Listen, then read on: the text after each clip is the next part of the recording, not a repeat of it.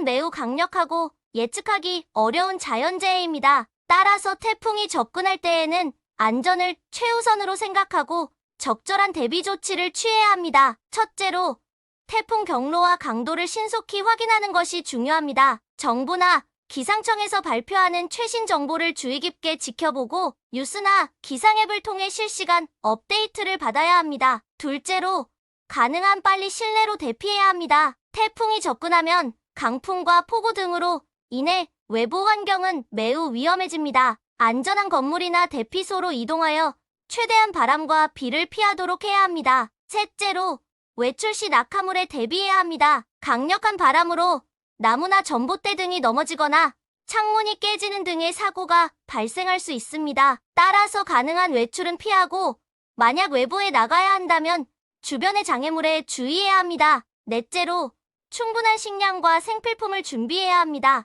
태풍으로 인해 전기와 수도가 중단될 수 있으며 잠시 동안 외부와의 연락이 두절될 수도 있습니다. 또한 마트에 방문하는 것도 힘들 수 있습니다. 긴급한 상황을 대비하여 충분한 식량과 생필품을 비치해 두는 것이 필요합니다. 다섯째로, 사후 조치에도 주의해야 합니다. 태풍이 지나간 후에는 외부 환경이 여전히 위험할 수 있으므로 외출을 자제하고 낙하물과 침수 등의 위험에 대비해야 합니다. 또한 전기와 가스 등이 정상화되었는지 확인하고 필요한 수리 작업이나 청소 등을 신속하게 처리해야 합니다. 태풍은 예측이 어렵고 강력한 파괴력을 가지고 있기 때문에 대비하지 않으면 큰 피해를 입을 수 있습니다. 그러므로 항상 태풍 대비를 위한 주의사항을 숙지하고 안전을 최우선으로 생각하는 태도를 가지도록 해야 합니다. 또한 주변 사람들과 소통하여 안전에 대한 정보를 공유해야 합니다. 이웃 간에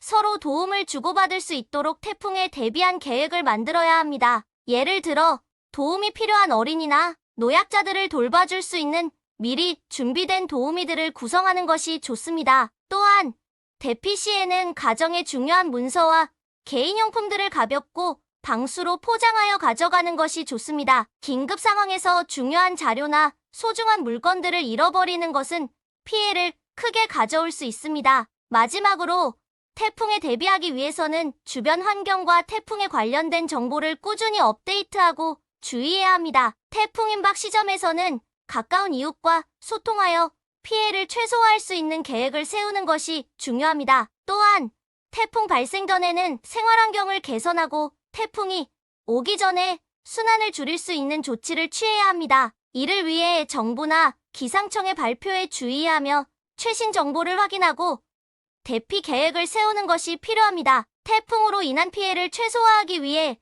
가족 구성원들과 소통하며 안전에 대한 정보를 공유하는 것도 중요합니다. 태풍이 접근할 때에는 안전을 위해 실내로 대피해야 합니다. 안전한 건물이나 대피소로 이동하여 강풍과 폭우로부터 안전을 유지해야 합니다. 또한 태풍이 지나간 후에도 외부 환경이 위험할 수 있으므로 외출을 자제하고 낙하물이나 침수 등에 대비해야 합니다. 태풍으로 인해 전기와 수도가 중단될 수 있으므로 충분한 식량과 생필품을 비치해야 합니다. 긴급한 상황을 대비하여 충분한 물과 식량을 비치하는 것이 중요합니다.